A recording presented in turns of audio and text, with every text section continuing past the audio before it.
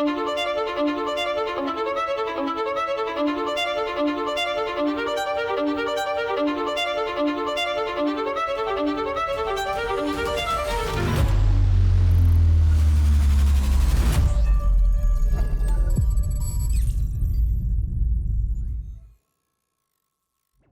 everyone for joining us. I think this is for us. This is a very profound moment to share with the community both how we think about Bittensor and how we see us growing forward.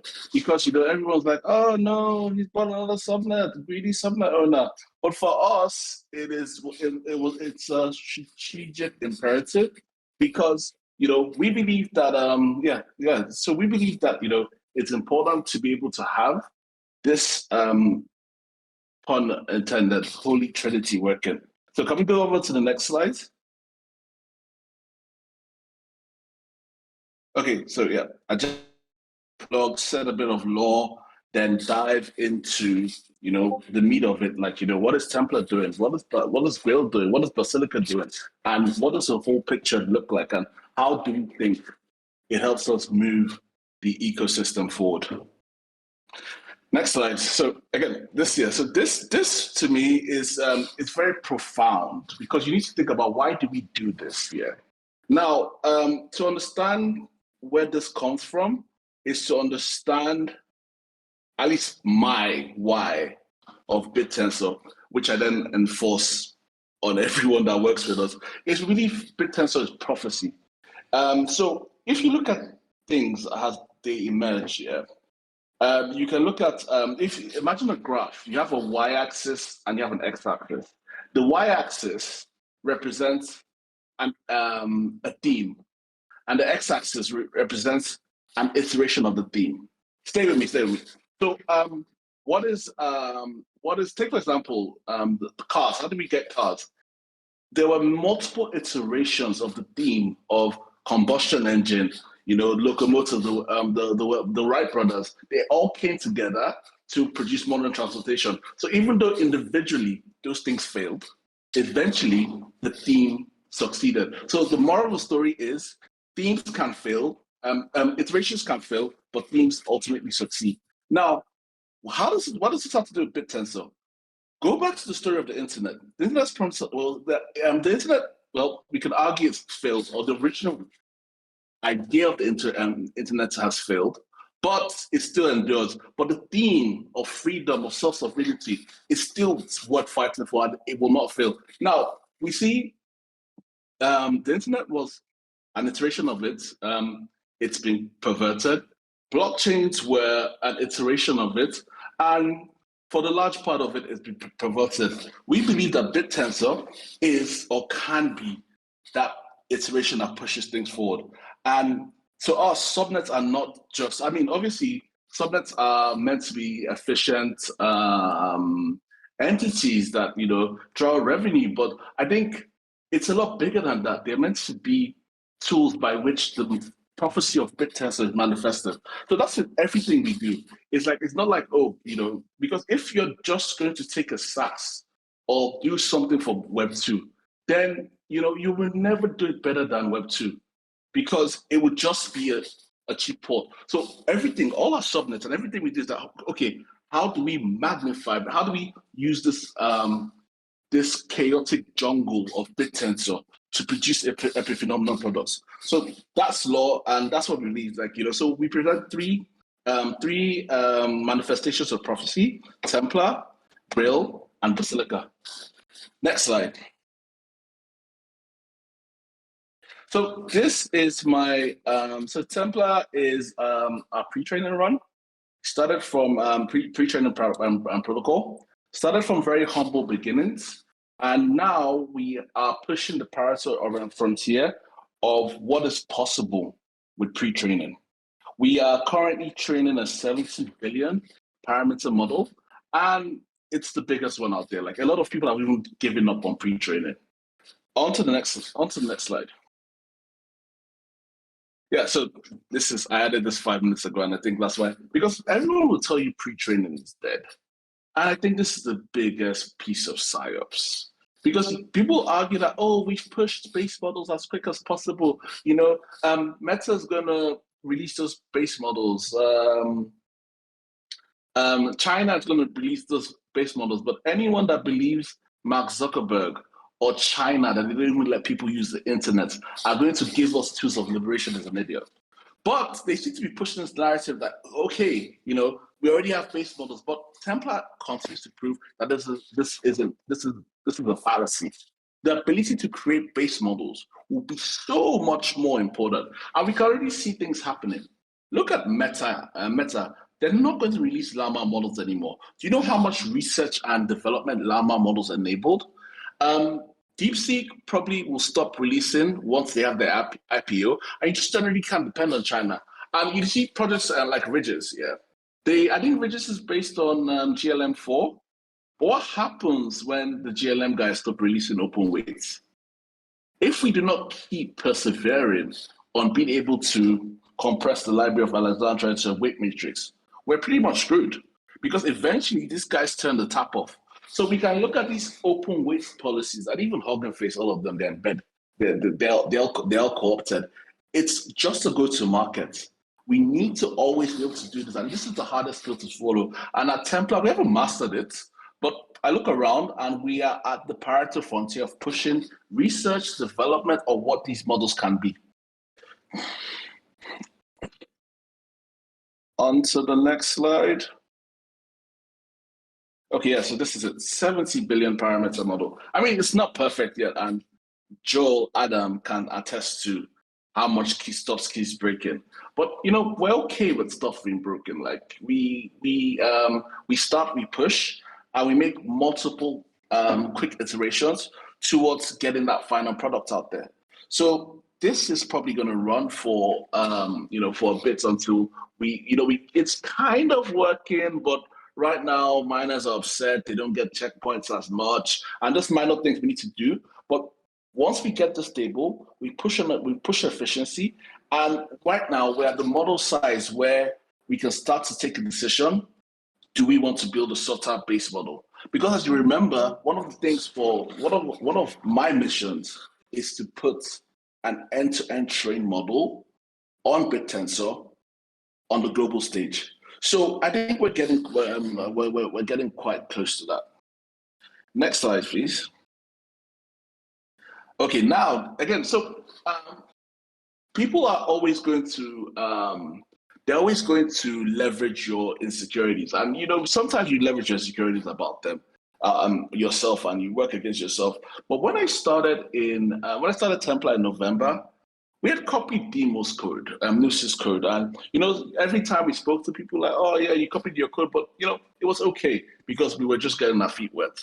So we gave the world permissionless training, and now we've given the world the state of the art for distributed learning training optimizers, which is a massive deal. We think stuff like this is what puts Bittensor on the global stage, because you see, it's what puts Bittensor on the global stage. So Amir, because again, these guys have gone far above my pay grade. Amir, do you want to come on stage to discuss, at least at the high level, because most of these people get bored, on the work you guys did with SparseLoCo? Yeah, for sure. So yeah, we introduced a novel optimizer, SparseLoCo. It uses Tokay compression and 2-bit quantization to achieve like more than 99% comms compression, while actually improving performance. So we actually outperform Prime and Google DiLoCo and so on. So yeah, please check out our paper. The title is here.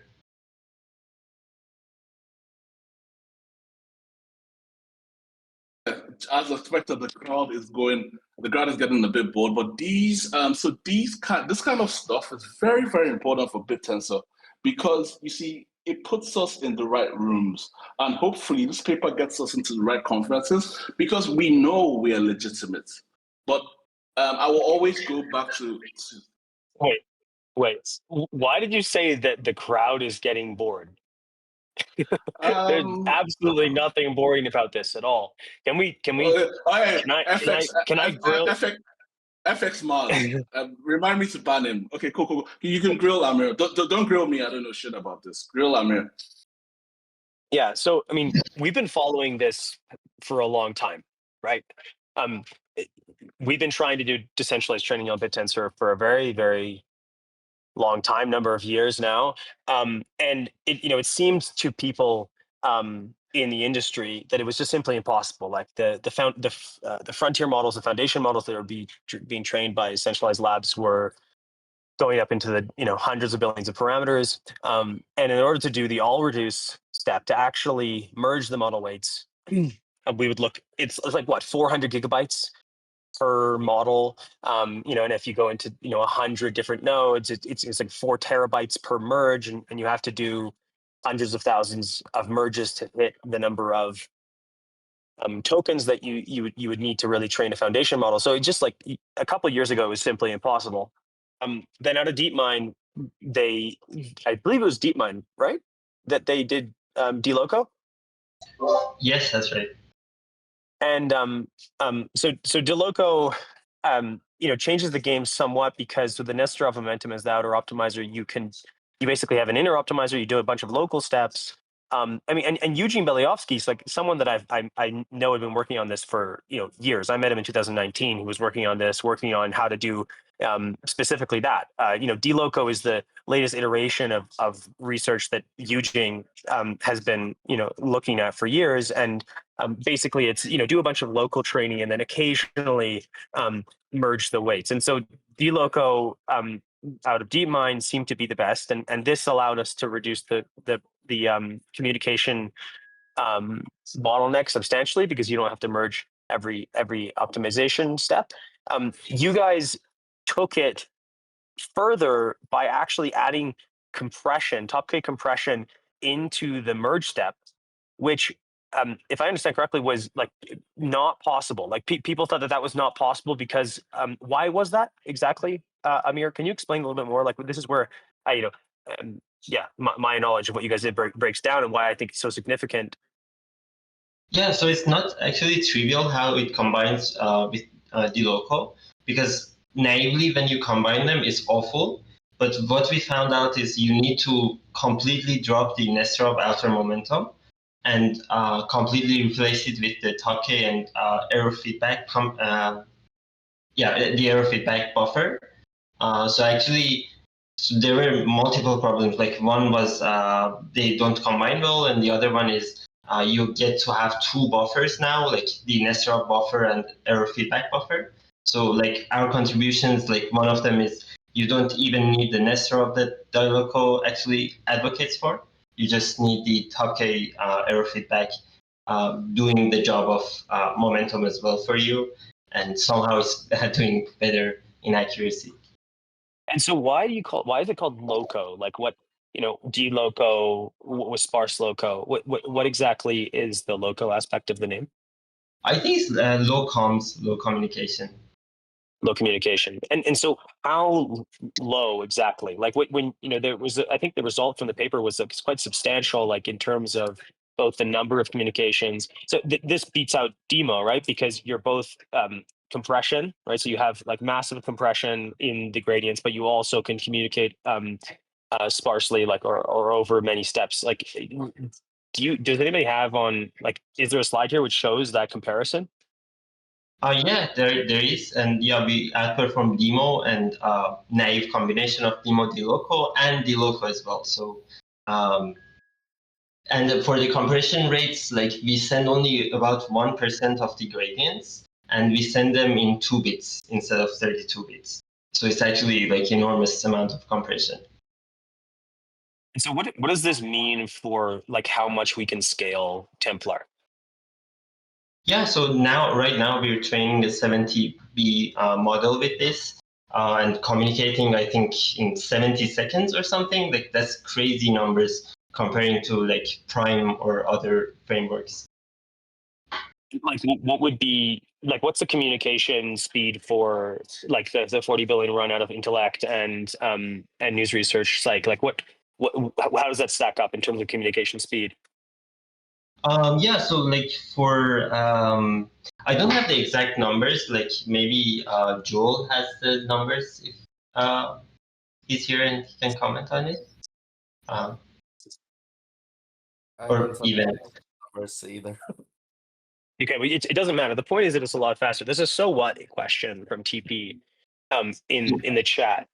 And like, just to put it bluntly, without an efficient communication method, you can't train large machine learning models, which means that you can't train state-of-the-art machine learning models, which means that it's insignificant and there's no point of even doing decentralized training in the first place.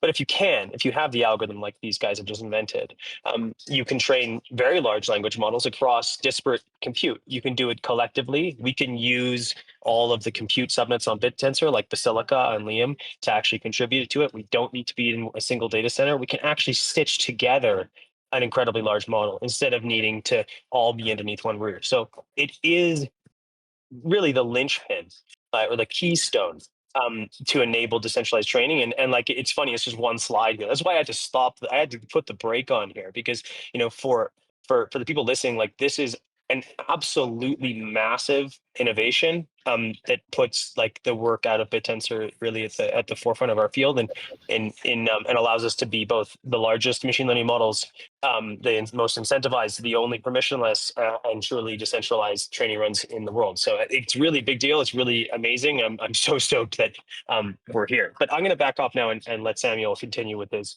presentation. Apologize. No, it's still on mirror for a couple of ways, but thanks for adding some colors to this. So again, this brings us a lot closer to putting a Bittensor model, state-of-the-art model at the world stage. So we're pretty excited about that. That's the so what. Next slide, please, because I've been told I've sounded too bossy. Okay, yeah, so this just goes through the research and the ideation process. We started off with demo. So we started off with demo, and we started off with demo and we quickly iterated through that. It took, and luckily, because one of the things that Bittensor gives you is hyper experimentation. So because we're built to deploy a lot and we put our miners through hell, we could actually do a bit of research behind the scenes and deploy stuff into production until they worked. Next slide, please. Okay, so this is timelines, and in the scheme of things, it's pretty crazy because in the space of 8 months or 9 months, we've been able to scale our model from 1.2 to 70, which represents, I think, a 58x in how big we can go.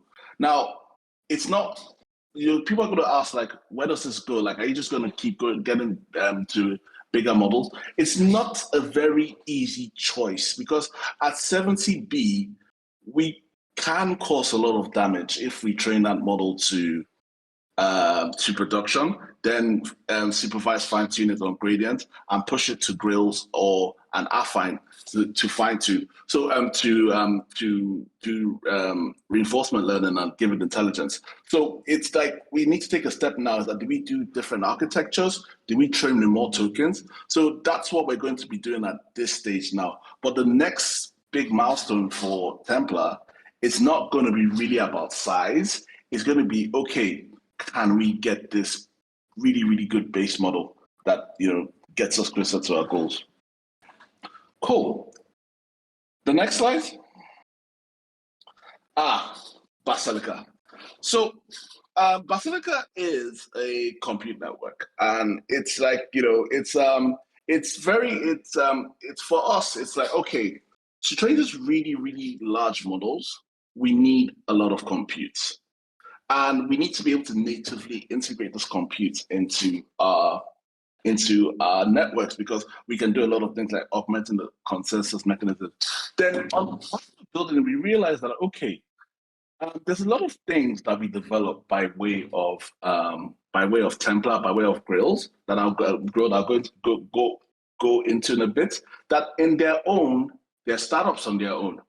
So we have a choice. Do we stop the work on Templar and try to push that out, or stop the work on Grail and try to push that out? Then we miss the chance of being able to develop these things again. So in this first incarnation, and probably for like the next 2 to 3 months, Basilica is just compute rentals. It's just the secret. It's just, it will help us. We need to dog food it, give it to miners, give it to Templar miners, give it to them to Grail miners, pretty much anyone that wants to help us dog food it. Because the plan for Basilica, next slide, is to build value-added services. Now, this is a hill I'll die on. Selling decentralized compute is not it's hard. First of all, getting all the decentralized compute networks that have come before us and those that will come after us, fucking salute, guys. This thing is very hard. But when you look at the unit economics of it, it's very hard to return more than you get with a compute network, because you will never, unless you own the supply, you can't you can't take in $1 of emission and return 1.2. So for us, that is which is okay as you bootstrap the network, but we believe we should do more. So in the coming months, we're going to be building service layers. We're going to be building services on top of Basilica, which help provide this. So we can talk about Grail. We'll come back to Grail, but this is where we see it would really drive value back to token holders. Is not just because you can make revenue go up, but if you're selling a discounted service, that it doesn't even have to be as good as the full service. So that will give but that has that's actually quite perverted, because it has the effect of saying, oh, they have revenue, but it's never ever going to. I think it's going to be very hard to surpass minor emissions and stuff like that. So the only way to do that is value-added services. So I will talk about one we might build to show the effects of combining research and a compute substrate. Cool. Yep. Next, so this is Basilica's deployment. So it's been very rough. Miners are going to be miners, but we want to keep it permissionless, and we have to go through the steps for it. So currently, we are solidifying the validation. Some of the assumptions we made were wrong. Miners will look at your verification system and literally troll it and debug you, but we have Evan working tirelessly on that. Evan, do you want to give us your 2 cents on how much you've aged and where you see this going? Yeah, sure. Basilica. As you said, we are. The fundamental problem that Basilica is solving from the technical perspective is to be the most highly available compute network, even though it's decentralized and distributed in the way it is.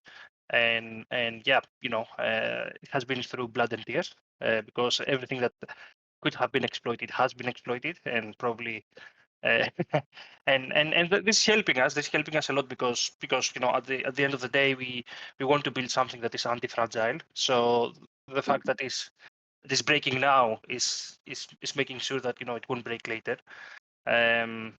We're just going through that, and Sam, as you said, the roadmap is not to be just a compute layer, but to add more highly available and more valuable services on top of that. And we have lots to develop there, and this is where the innovation will be after we finalize the production readiness. Cool. Can I please have the next slides? Cool. Okay, so Grail. Grail is our latest subnet, and it's something that it's like so for a long time we thought just pre-training mattered, because before the compute budget for pre-training was like 98%, and post-training was just a little trick you did at the end to give your models some bells and whistles. Grok 4 changed this in our minds, because for the first time, the compute budgets for pre-training and post-training was exactly the same. So And why we look at the compute budgets is that the core reason for decentralized training is that the compute budget is so big that one person can't come up with it. So if we can divide this work amongst the many, then maybe we can democratize access to that. But it's rapidly showing that RL on large models can push the frontier of intelligence. So we started working on that. I'd like to invite Irfan. Irfan, can you come give us a few words, because so we hired him because he lives and breathes. When you're looking for, what I like about most of the team is that almost everyone we hired has been doing this or doing kind of adjacent work before they found this. So it's like, wow, you guys are doing this. I want to, happy to jump on ship. So Irfan, do you want to give a couple of words on the work we're doing and where you see this going? Of course. Thanks for inviting me. So on the Grail, what we trying to achieve right now is that, in the beginning, we most likely gonna focus on like singleton reinforcement learning and get that done properly. Actually, let's go to the next slide because we talk about it a little bit here. So like singleton reinforcement is like one of the things that actually like industry really cares about right now, and it's, coming with RL fine tuning is something that is pretty important. But like eventually we want to go for multi-turn reinforcement, so enable for our agents to reason without any limit, and they can get better over time. But like after that, what we have in mind is actually we want to find a way to incentivize people to give us like reinforcement learning environments. Because right now, like after we get to the multi-turn reinforcement learning, what's gonna happen is that we want to be able to like train really good models that can surpass other state-of-the-art models like in the industry. So that multi-turn kind of reinforcement learning with proper environments gonna help us achieve that. Yeah, like cool.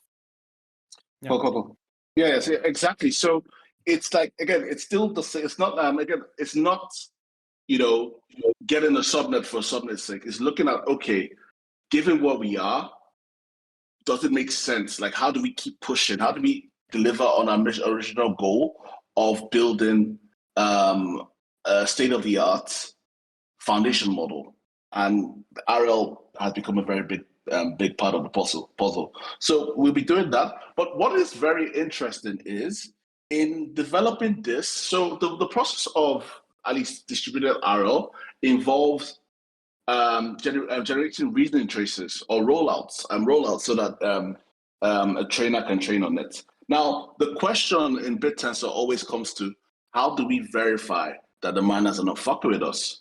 So Const and I got round with Yuma for a week or so, and we developed an algorithm called Grail, which is in itself its own startup. So what Grail allows us to do is to compare, to sample indexes from the model's hidden states, and we can prove that miners trained on a particular model, or miners generated a rollout on a particular model. It's super quick. I think Prime had some interesting work called Templar, which did something similar. But our Grail is so much faster, so much cheaper. And it's all, to our knowledge, it can detect if a miner is trained on that model. Now, why is this important? We start to see how we take work from different subnets and apply it to Basilica. Because if tomorrow we want to do verifiable inference, it's a massive problem that no one is tackling. So take, for example, we all use Claude, but all of a sudden, you notice Claude is not acting, it's not Opus anymore. It's not even Sonnet 4. So protocols like Grail can help us verify that, look, miners are running the right model. Your provider hasn't switched them. Because the providers do this all the time. It might not even be as much as like Sonnet 4. It might just be like, okay, let's run this in 4 bits because it's cheaper to serve, or let's downgrade something. So this is something we're actively looking to develop, and it's It's the kind of product we'd love to push out on Grail. Next, please. Thank you. Cool. So this is the Grail development timeline. So for Grail, we're going to roll it out because we do have some research, but we need Irfan and a couple of other people to really beat it. We don't want to take claims that are half-baked to the world. So in our first iteration of Grail, it's not going to have the RL training yet. It's just going to be, okay, miners, can you break this stuff? Can we prove that Grail really, really is state of the art when it comes to verifiable inference? And we've built a startup with that already.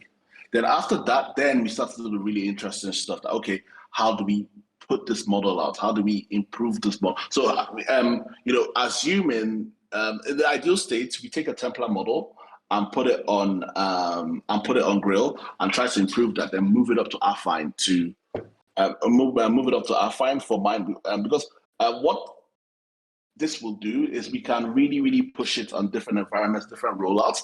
But with Affine's environments, we can then put it on there and see how miners really, really push it to edge out all the other models. So that's the aspiration for where that comes from. Next, please. Okay, so now this is my personal rant. We need to escape local minimas, and given Bittensor itself and even life, it's made us creatures of PvP. We need to reach escape velocity, and we can't do this if we keep gaming emissions, and all the other tricks we play. And I'm also convinced that there's no way to do this that is sustainable by blindly copying existing businesses, because it's also hard. But I just think that a lot of times when you try to copy existing businesses, you will run subsidized, and it becomes a lot harder to get that exponential ROI, because you're either overpaying or you're over subsidizing, and those guys can subsidize far more than us. So is understanding, okay, what point do we get to? Because if you look at the people who are going against, the market caps are more than the whole of their market caps are multiples of Bittensor. Their industries are multiples of Bittensor. So we need to be smarter. We think adequate investment in research is tantamount to emergence. It's tantamount to building these moats that help us leapfrog centralized counterparts. Because again, we don't care about an AWS of Web3. We don't care about, because AWS of Web3 is only ever going to be useful to Web3.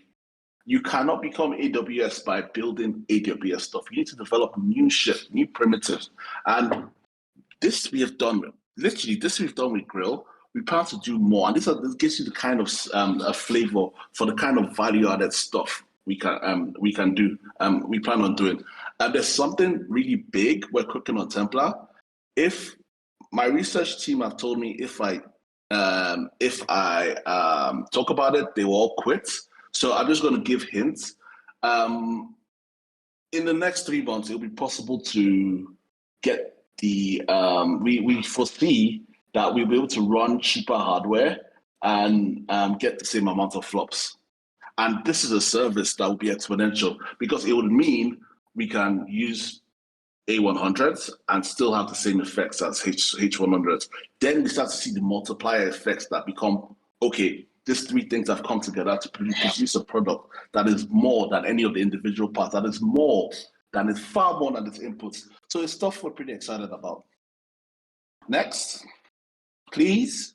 And wait, can I predict that what you're going to try to get non-NVIDIA chips onto Grail? It wouldn't matter if it's non-NVIDIA. Like that's a small goal, and people are already doing it. It's a lot more than that. It's about making chips Superman. It's like, yeah, so it's like literally making an A100 a H100 to have the same effect as an H100. So that means we can just use cheaper computers to build services. I can add something there actually. So I mean, Grail, one big important part of the Grail is actually inference. And during inference, we can use a lot of different chips, even like, Mac OS chips or everything like that. So M4, those kind of stuff. So it doesn't matter if it is NVIDIA in the end.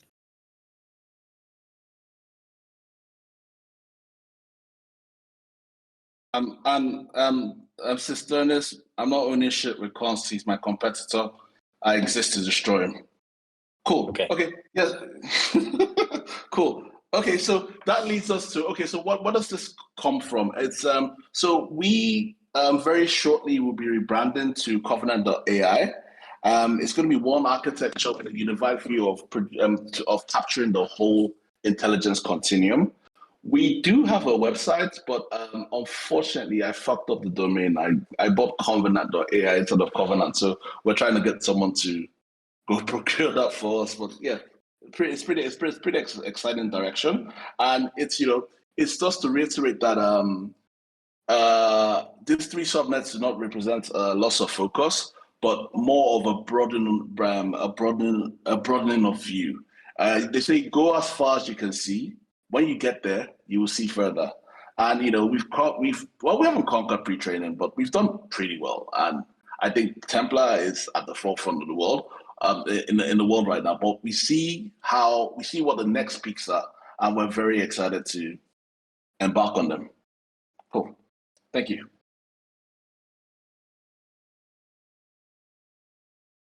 That's it? Wait, you're not announcing any more subnets? There's 2 more we're working on. Okay.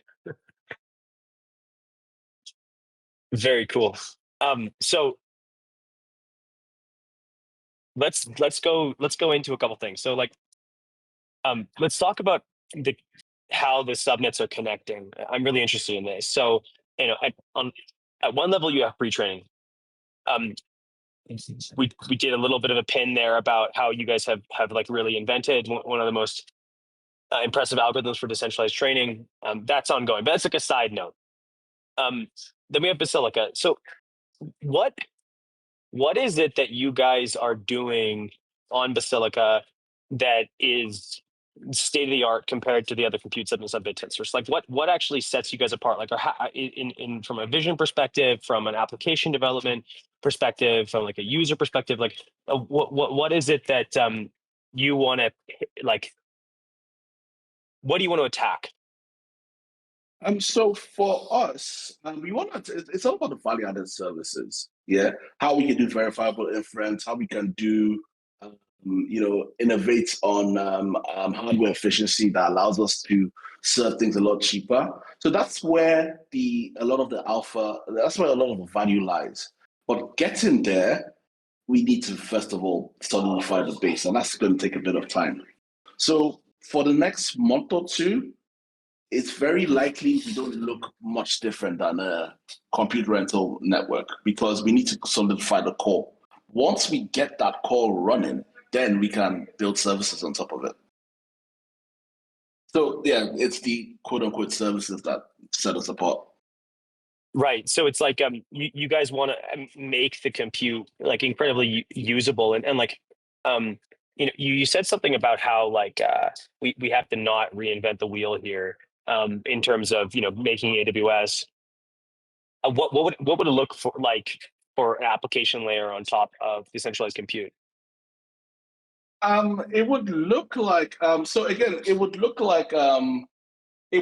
like seamless services being able to be deployed, but the kind of research that goes into that verifiable inference, I think Omron is doing as a service, but it hasn't been deployed at scale yet. Or being able to use cheaper compute to unlock the same efficiency, those are global problems. Those are like world star type of problems.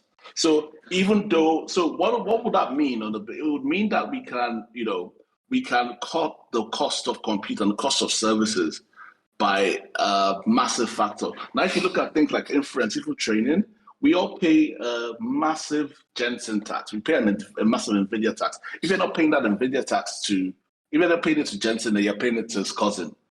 We always pay that tax. So one of the innovations we're working on that's going to come by way of Templar and land on Basilica is the ability to retain the same amount of T-flops, but with far cheaper compute. And we just keep them rolling.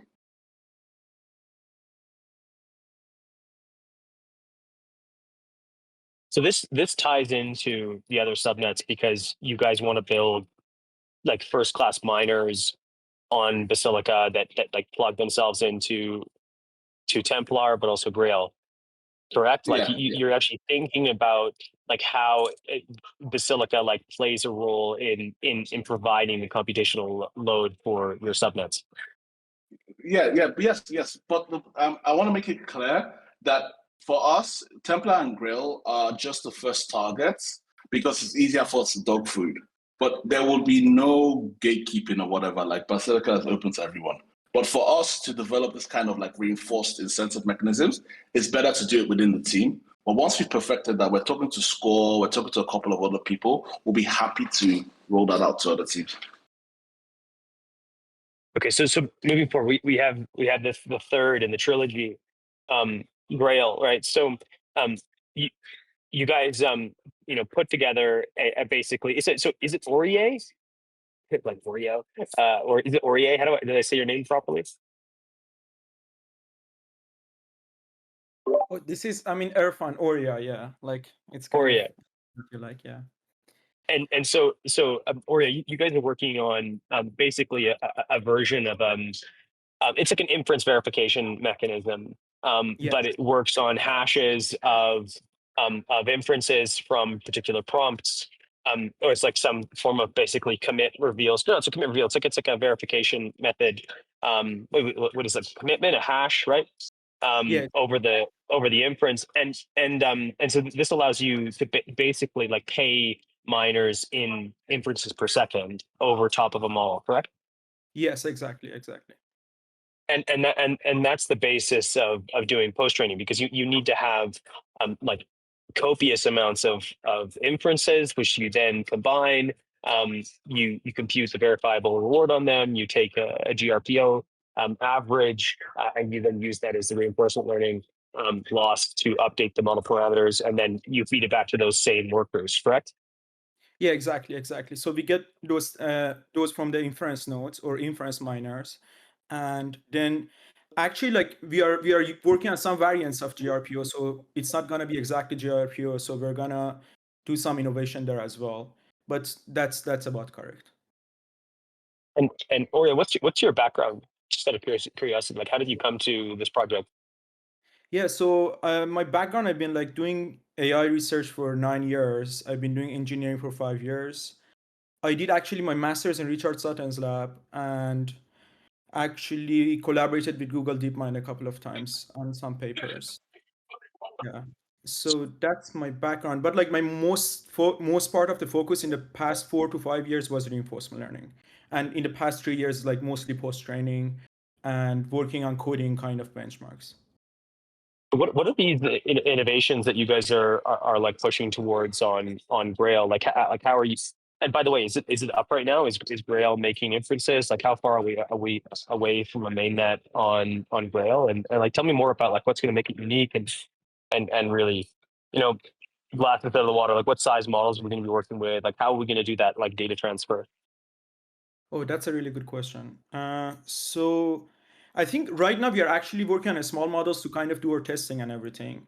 I think the inference kind of at least like the test and dev version is almost finished. Like it's gonna be like, tried out in a few days. But in deploying it out, I'm not sure. I actually need to talk with Sam and a couple of like other people. But we're gonna try to do that as soon as possible. And for the innovation part, in terms of like the reinforcement learning part, I'm thinking about a couple of like algorithms that I can use to make the whole thing like more sample efficient and more stable over time. Because when one problem that comes up, when we are training like reinforcement learning algorithms in this regime, is that there's actually something called off policy problem. That's like, if we kind of want to kind of simplify it a little bit, what happens is that a lot of times when the inference nodes sends us their prediction or like, the tokens they're generated, they're gonna be pretty outdated from the model that we are actually using. And that makes the training pretty destabilized. I mean, the training can kind of crash, it can kind of go in different ways. Like to properly kind of exploit that knowledge and actually, make something that works and be sample efficient. I mean, like uses less data and it can be trained faster. It's gonna be our main focus. So the off policy problem here is this is important because in order to verify the inferences came from the correct model, you need to have that state on the validators, and then when you do an update, you have to shuttle that back to the miners. So how are you thinking about like that problem, like how to like overcome the just like the large web distance between the nodes and the bandwidth requirements here? Oh, that's actually a really good thing that you mentioned. So, I mean, the off policy problem, it can go a little bit far, but like when I mentioned that, I meant that, for example, like they are generated based on the correct model, but they're outdated because, for example, the model that we sent them for like 6 windows before, or another way to think about it is like for like 20 minutes before that model got updated now, so it's kind of different. But in terms of like verifying like whether that the inference is coming from the right model, we actually developed some algorithms that properly check that. By I mean, I can go to like much more detail if you want, like about those algorithms. Do you want me to do so? Yeah, let's get deep. Yeah, so I mean, like in simple terms, what we can do is that we can get the activations of the neural networks, right? Like LLMs that kind of make the predictions on the inference side, and they're gonna send us a compact representation of those activations. And in the validation side, we can, the miners are gonna send that to us. And the validation side, we can, do the same predictions and predict whether predict or not predict, like compare those activations with the activations that we have, and see whether those kind of like those kind of like rollouts or like tokens that has been generated are generated by the right model. Actually, like Prime Intellect 2 paper uses an algorithm to do this verification called top lock, right? Like we discussed it a little bit. And in our case, we are kind of using an algorithm is more efficient in terms of like memory that can do it like with about like 4 bytes of memory per each of the activations instead of using most of the activation or top K part of the activation like top lock. So where does this come into play? Like, well, I guess there's a lot of questions here. Like, nothing really is it's out in the wild. You're new to Bittensor, Aurea, which means you're going to get to learn the fun way that dealing with miners is very difficult, and things that are seem like a good idea when abstract on paper are not so great in reality.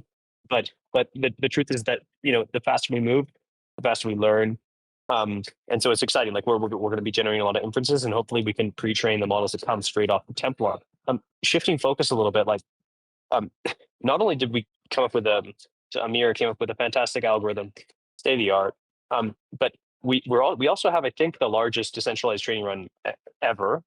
Sort of like a secret in the community. People don't know about things, but it's a massive deal. And we're training a 70 billion per annum model, thought like otherwise impossible. So Adam, like you're kind of head on that. Like, can you tell us about the state of the network on Templar right now? Like, what is the best? What's our model looking like right now? Like, what new techniques are we using? Perhaps Distributed can answer if Adam's not online. But like, tell us about this latest run. Like, what are we looking at when we go to Templar.ai/dashboard?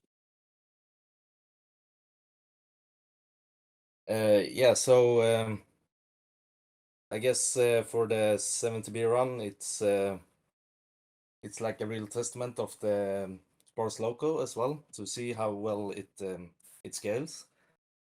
We have some problems with like the scaling if for like checkpointing that the miners is complaining a lot about right now.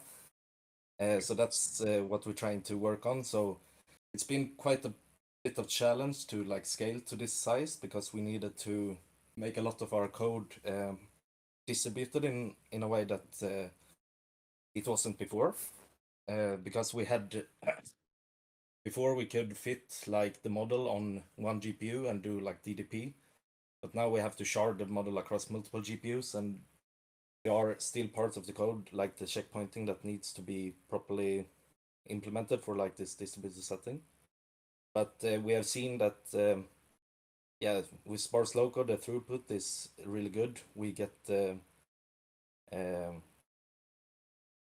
yeah, we get good results. We want to scale. We want to increase the top K because we've seen that also that that have shown that we get even better loss curves. So yeah, it's a bit of optimization works right now to get like 7 to be stabilized, and then we will go for a longer run. Yeah, test in production. There's simply no other way when you're dealing with incentives. We learned this the long way, you might say. People also often like criticize Bittensor, like, oh, you release like you know, incomplete tech, and I'm like, what? You don't release any tech, and I want to see when you guys deal with miners trying to destroy what you're building. And like the thing is that I think we've like built yeah, well, you actually can't test privately either, Ultraverse, and the reason you can't do that is because the incentives are actually the product, and you cannot simulate it. And the reason you can't, I mean, you can make your mechanism stronger, but you can't simulate the intelligence of the swarm that's going to try to break you apart. So, like, one of the things I think is so incredible about the training runs that that you guys are doing on Templar is that you haven't done just one or two or three or four. You've done what, maybe 40 runs at different sizes, maybe 50 runs, maybe 100 runs, and every single time learning something new about the way in which the mechanism like plays out on the web. So like, how is this latest run doing? Like, Adam, like it's like, okay, right? So we're looking at it. We're going, okay, maybe we've got to fix some things, and we're probably going to restart the run. Correct, Adam? Yeah, so there are some issues with checkpointing, which is we want to have so everyone can be in sync, and you can start join a run later and catch up. But I think the like initial 70B runs looks very promising. It's just about to get like the real metrics. We need to have let it run for a bit longer, but we want to stabilize it a bit more first, and we also have done some hyperparameter testing in production. So yeah, but I think we got the hyperparameters we want to run with now. It's just about finalizing the last part to make it stable with the checkpointings, and so everyone can join mid-run or catch up, or so everyone can be in sync basically. So that's the current state of it, but it looks very promising, and we are getting loss curves that we expect at this size. Yeah. So where does the next 10x in terms of scale come from, and also from optimization in the network? Or is it like we've already optimized and like everything, we just need to run a bunch of experiments now? Is it like, where are we in Templar? Yeah, when 450B. 70 billion is feeling really small right now, actually. Yeah, I think we have the researchers working on the behind the scenes. So we have some ideas, but I'm not sure if we're ready to share them or not. So, but yeah, we have some ideas on how to scale it even further. Yeah. In terms of tokens per second, like what do we add, and like what does this mean in terms of like reaching 1 trillion tokens or 100 trillion tokens? So I think currently with the base miner, it started out at like 5k tokens per sec or something like that, and now we are at like 10k or something like that, and we still have some optimizations to do for sure. We have a great guy helping us out with that as well, that is an expert with making this run as efficient as possible. So right now we're running with FSDP, but we're working on getting like tensor parallelism working, and also the potential to use multiple nodes within one miner, for example. So yeah, we are working on increasing the throughput there, and generally just stabilizing the validator mostly. The miner is pretty stable right now, I would say, but the validator and checkpoint is what I will be focusing on this weekend. Yeah. Blame the miners. Blame the miners. Yeah, blame.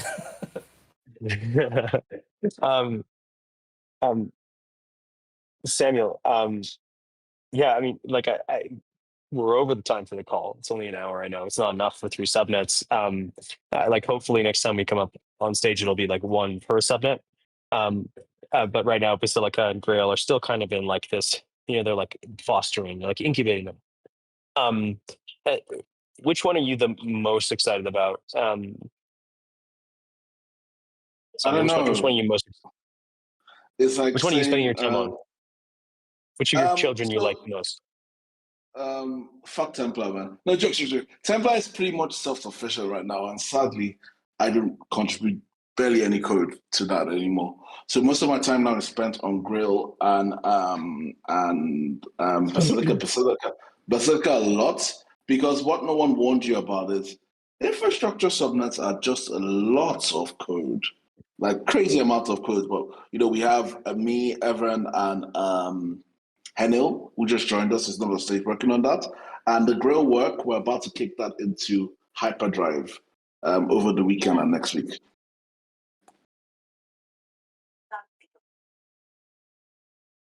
Amazing. Should we open up the floor here for people to ask questions? Somebody wants to come on stage. Do we want to let that happen? It can go many different ways.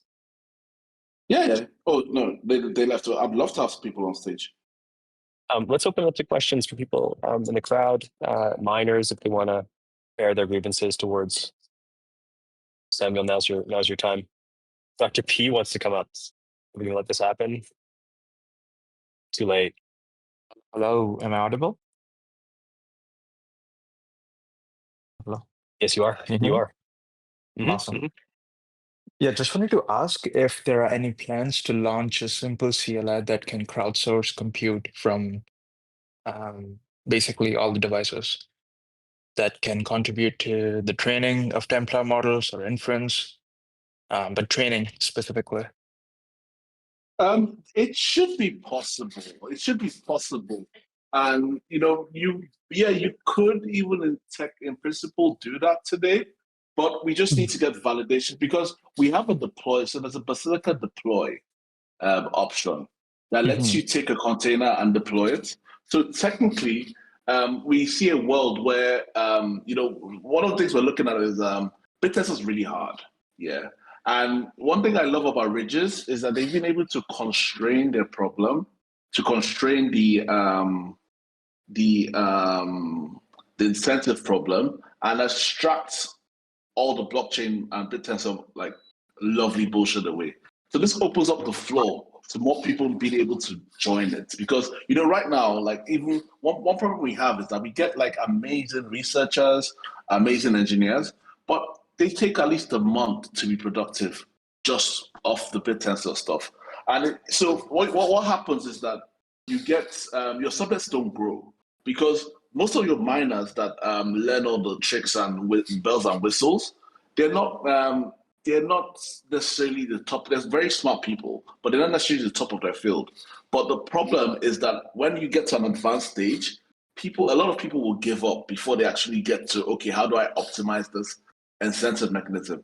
So it's definitely one of the things we're thinking about is how do we, for Templar, how can you spin up a base miner but still be competitive? Like, how can you spin up a miner? How can we redesign the incentive mechanism in a way that you don't have to deal with blockchain, just improve the training of it? And the ideas around it, like, take for example, we can change the model to, I'm sure the model miners will hate this, but we probably will do this soon. We change the model to, okay, give us the best base miner. and we just keep running training runs on either Liam or Basilica. So that way it inverts the problem that, okay, we're going to keep training. And it also changes the dynamic of it, because again, it's hard to make that a permissionless run, or it's not really a permissionless run, because you have this base miners and you have another competition for people to create base miners. But we're definitely thinking around permutations of that too. Yeah, that would definitely be interesting. So Right. Yeah, I think zooming out, the biggest differentiator after the right incentive mechanism / algorithms are set for training models at scale would be the bitter lesson of just taking the number of flops available to infinity, right? And so whoever makes it super easy for anyone to contribute, their compute, their flops in whatever way possible, I think that would be a big differentiator, and we should pay attention to it. Basilica is supposed to be the store for compute, right? Sam? yes. It is meant to be stuff for compute. But what you said is also very important, and also stuff like we're going to be working over the 3 months is how to make flops better. And that's all I can say about it. It's like it's going to be a very massive breakthrough, because you say we're scaling because again, compute costs. Yes, I think it's very easy to get lost in the weeds of making each flop more efficient. But then if you look at the big tech and OpenAI and all of them, they're just trying to raise like an insane amount of capital, like trillions of dollars, and throw at these unoptimized architectures to get even a bit of fucking of a performance out. So I think we have to play both games. We have to scale the capital, and we have to optimize the architectures. And it's very easy for a nerd-type mind to just get lost in optimizing the algo.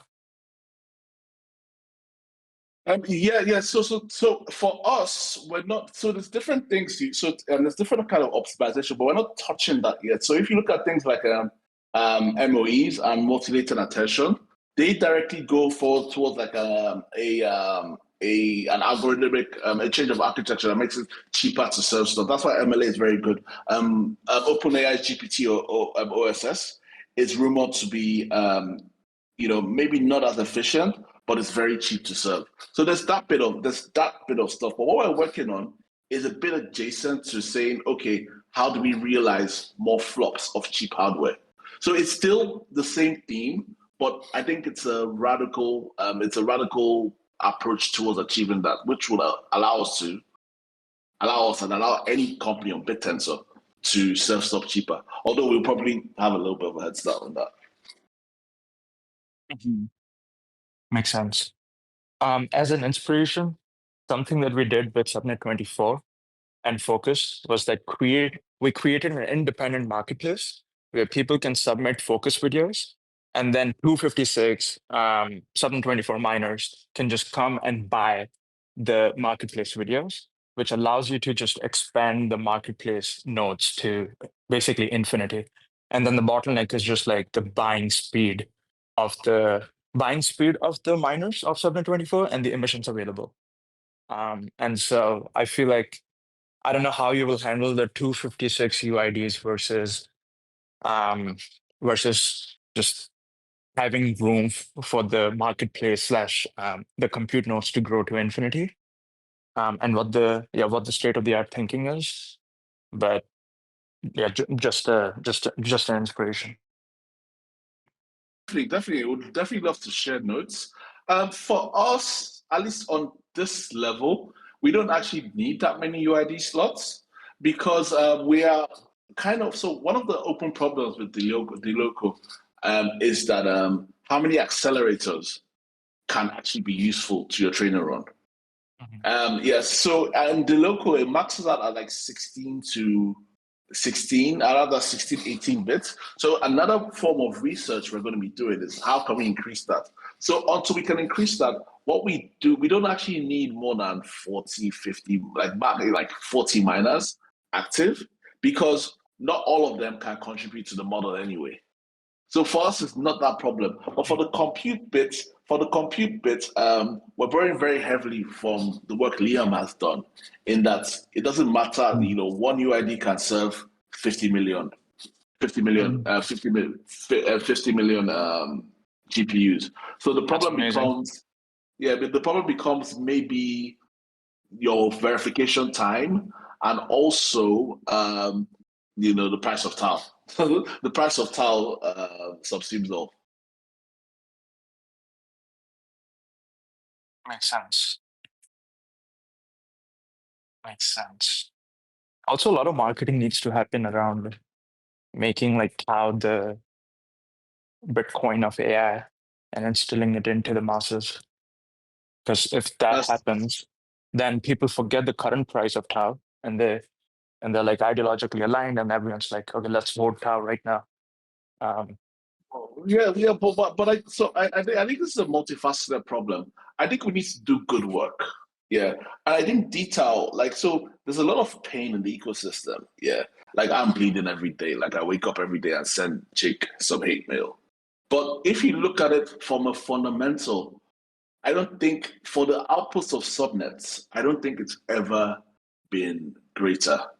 I mean, compared to the kind of work we did in the root network, like all subnets are punching far, far, far higher. But the thing is, we need to keep punching until we can hit escape velocity. Who does it? Is it Chutes? Is it Ridges? But eventually, we can already see signs. Like I saw something I was very impressed with. On Twitter, they were like, "What is Chutes Bittensor? This is how we win." But it's just that,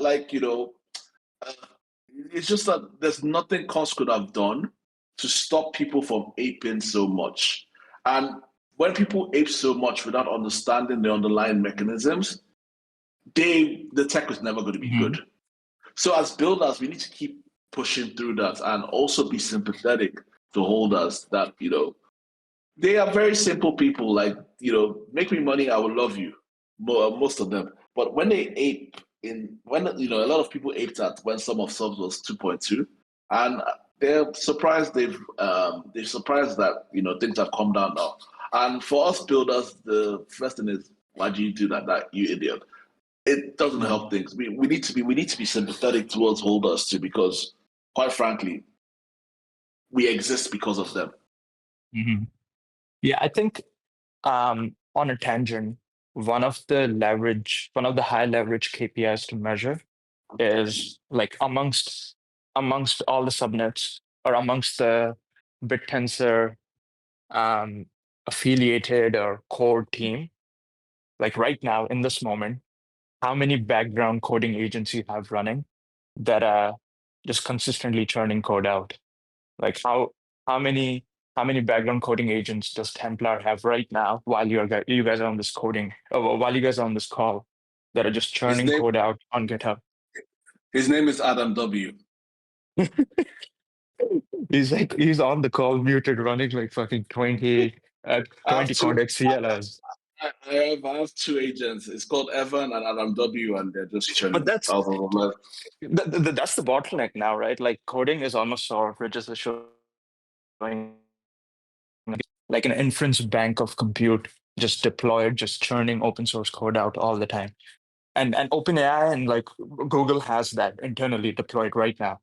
And they have reached an escape velocity. So we got to beat them. Like it's going to be a hard game if we don't have like background coding agents just deployed working on the mission critical repositories. Yeah, definitely. It's a problem. You can't solve everything. So unless people want me to get another subnet, then I would happily indulge. But we leave the agent stuff to. I'm bullish on background. What the fuck is Kara saying? Hold on. Cool. Yeah. Okay. Yeah. So we'll leave that to solve it. But yeah, that's so. There was a time when using AI was a dirty word. Now I wouldn't hire anyone that doesn't use AI because it shows don't get it twisted. AI can produce a lot of slop code, but for me personally, I think it's a lot of hubris. When because people say, oh, AI produces slop, but like, bro, you took a week to send me the same slot. So it's not like, it's not Deus Ex Machina. It's, it's more of looking up for the hybrid, the way man and machine work together. Use AI, or I'll just want to work with you. Cool, guys. That's pretty much it from my side. Awesome work, Sam and the team. I think we have met in Toronto, if I'm I've correct. never been to Toronto in my life, and I never plan on selling for the Canada. Montreal is the place you should come to. Montreal is the place you should come to. Yeah, and don't come here after October, but before that, it's the best place in the whole of North America. Montreal is amazing. That's a great note to end this on. Some amazing people in Montreal, by the way, like the authors of your paper, SparseLoCo, distributed. So I think there's definitely a reason for you to go. Thanks to everyone that came to the call. Scintillating, as usual. Samuel, Adam, the rest. Thanks, everyone, and have a good night.